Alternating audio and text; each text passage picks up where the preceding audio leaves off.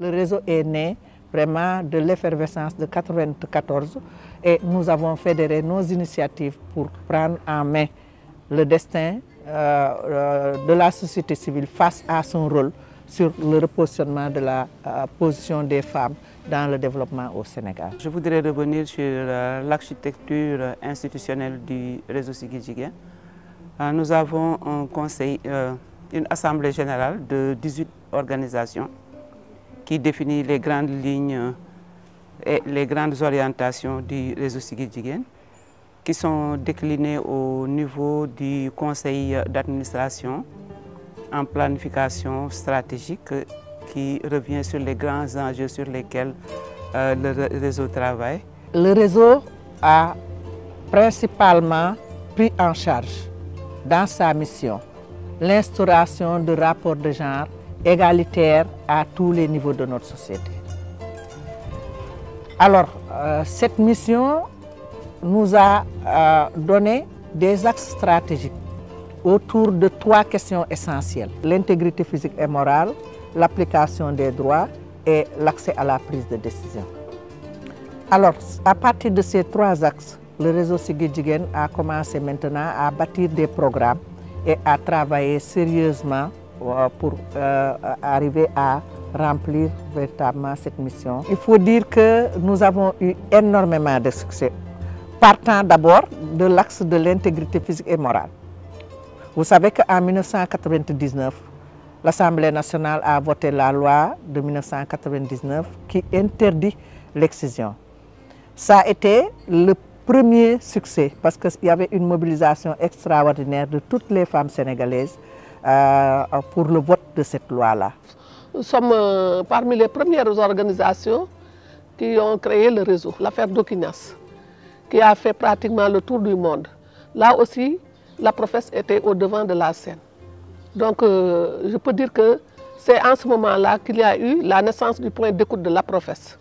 Mais ce que je peux noter dans le réseau, c'est-à-dire la solidarité qu'il y a entre les différentes organisations, la synergie, surtout aussi le sens, la culture du respect de l'autre.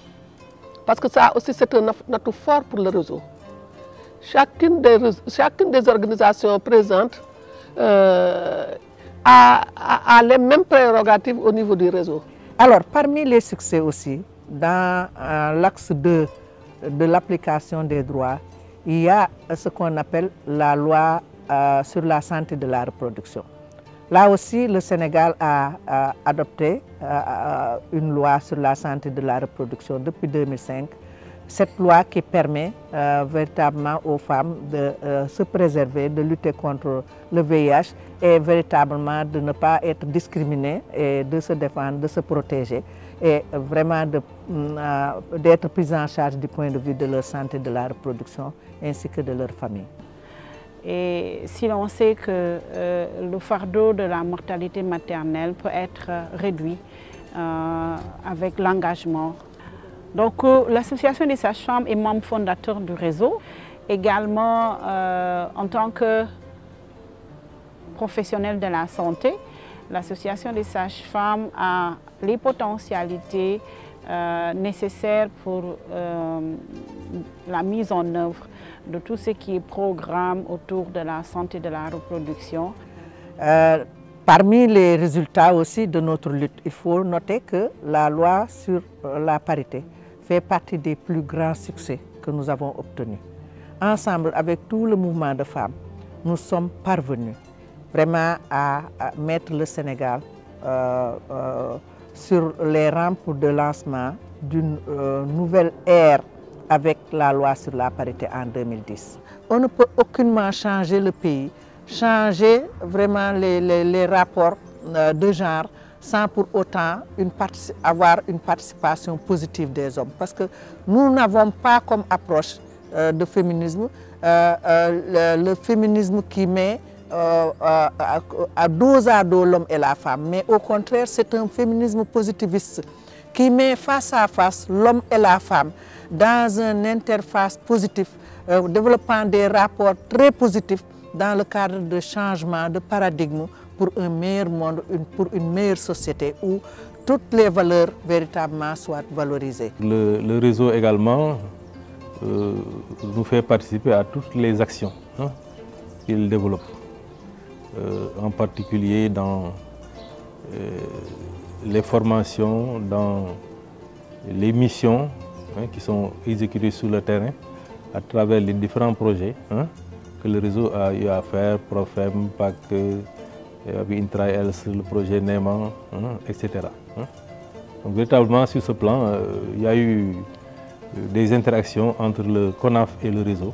Et cela nous a permis également de nous renforcer en termes vraiment de capacité d'intervention sur le terrain.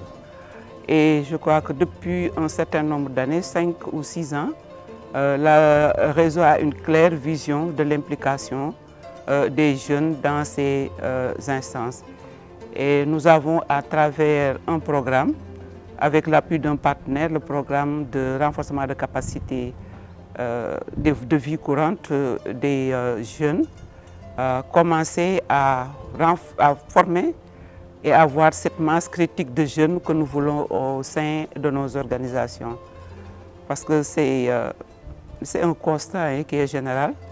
Dans nos instances de décision du réseau Siggil Jigéen, nous n'avons presque pas de jeunes. Et donc, dès que le réseau a pris conscience de cela, nous avons commencé la réflexion et nous avons commencé à mettre en œuvre pour former les jeunes. Par rapport au dialogue intergénérationnel, comme vous le savez, le réseau Siggil Jigéen est un réseau qui regroupe 18 organisations au niveau du Sénégal, parmi lesquelles le réseau PopDev, et c'est le réseau Jeunesse, Population et Développement. Ça regroupe que des jeunes qui travaillent sur les questions de population et de développement. Et par rapport à ce dialogue, le fait que le réseau Siggil Jigéen enrôle les organisations de jeunes renforce ce dialogue intergénérationnel parce que ça permet d'assurer la relève générationnelle et que ça permet également de renforcer les capacités des organisations de jeunes en leadership et en développement personnel.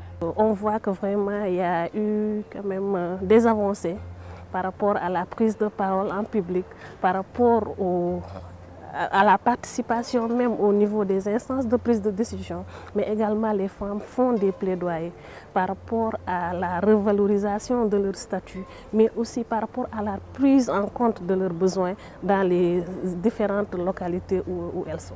Après 25 ans d'existence, 25 ans de lutte, 25 ans de combat, mais 25 ans de réussite aussi, nous devons quand même nous arrêter et faire le bilan pour maintenant réorienter notre action.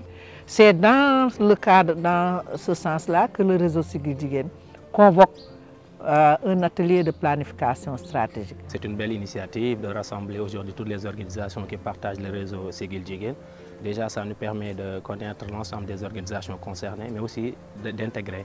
L'intégration qui est une phase importante dans l'évolution de toute structure, mais également il y a la communication qui est évidemment un élément incontournable aussi. Le fait également de repenser les phases stratégiques à adopter, c'est une belle chose aussi qu'il faut saluer. Parce que, bon, une chose qui a évolué pendant plus de 25 ans, le moment parfois est venu, effectivement, qu'on en discute, qu'on essaie de revoir quel itinéraire prendre.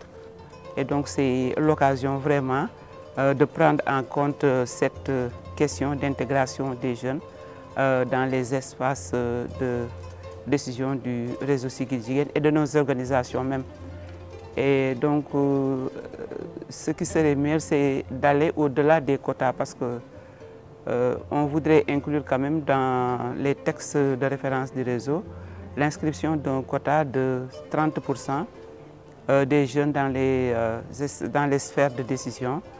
Mais ce que nous voulons, c'est en fait une parité générationnelle, avoir autant de jeunes que d'adultes dans nos organisations. Parce qu'aujourd'hui, les jeunes représentent une proportion très importante de la population. Et donc, on ne peut pas avoir un développement durable sans pour autant mettre un focus sur les jeunes et pratiquement sur les jeunes filles. C'est dans ce sens que nous avons placé cette planification stratégique. C'est pour revisiter nos valeurs, revisiter nos directions stratégiques, revoir nos missions, revoir les domaines d'intervention et les cadrer avec les besoins de cette population et particulièrement des jeunes que nous devons encadrer et accompagner pour qu'ils puissent être de véritables citoyens, de véritables patriotes au profit de leur pays.